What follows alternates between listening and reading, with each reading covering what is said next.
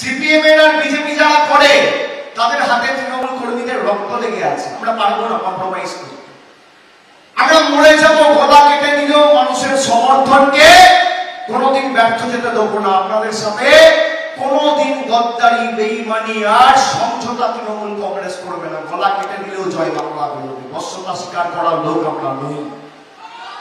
আমরা যদি মাথা নত করতে হয় জনতা জনার্দনের কাছে করব, সাধারণ খেটে খাওয়া মানুষের কাছে করব, মায়েদের কাছে করব, ভাইদের কাছে করব, দিল্লির স্বৈরাচারীদের কাছে করব। 5 বছর ধরে অত্যাচার করেছেন ইডি, সিবিআই, এনআইএ। কখনো আমাকে, আমার স্ত্রীকে, আমার বয়স্ক মা বাবাকেও ছাড়েনি।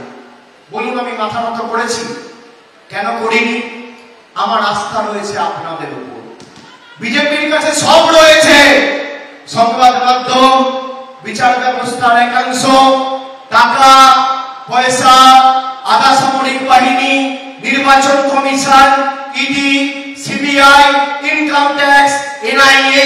তাও তৃণমূলের জয়ের ধারা অব্যাহত। তার কারণ সাধারণ মানুষ তৃণমূলের সাথে রয়েছে। আর সাধারণ মানুষ শেষ কথা বলে, ইডি সিবিআই শেষ কথা বলে না।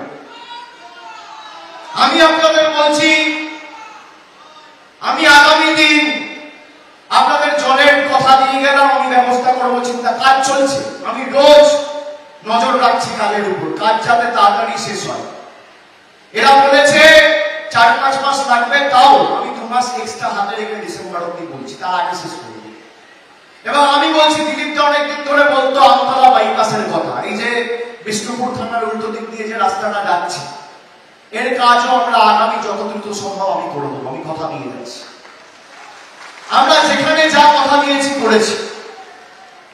আপনি ভাবুন না, 5,580 কোটি টাকার কাজ।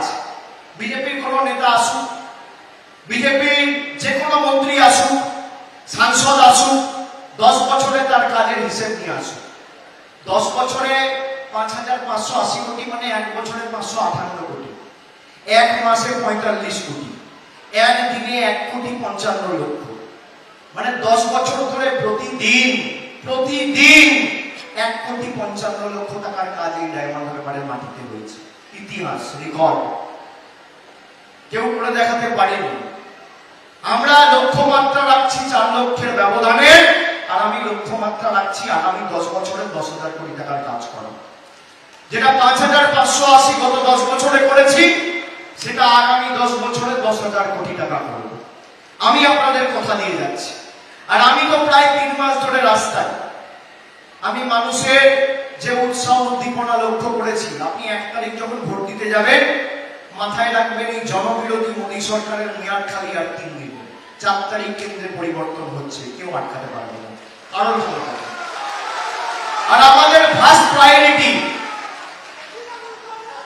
আমরা অগ্রাধিকার দেবো যে বাংলার যে টাকা 1,64,000 কোটি টাকা আটকে রেখেছে, সেই টাকা ইন্ডিয়া জোটের সরকার প্রতিষ্ঠিত হওয়ার পর যত দ্রুত সম্ভব আমরা এই টাকা নিয়ে এসে মানুষের উন্নয়নের কাজে মানুষের হাতে পৌঁছে দেবো। এটাই হচ্ছে আমাদের একমাত্র লক্ষ্য।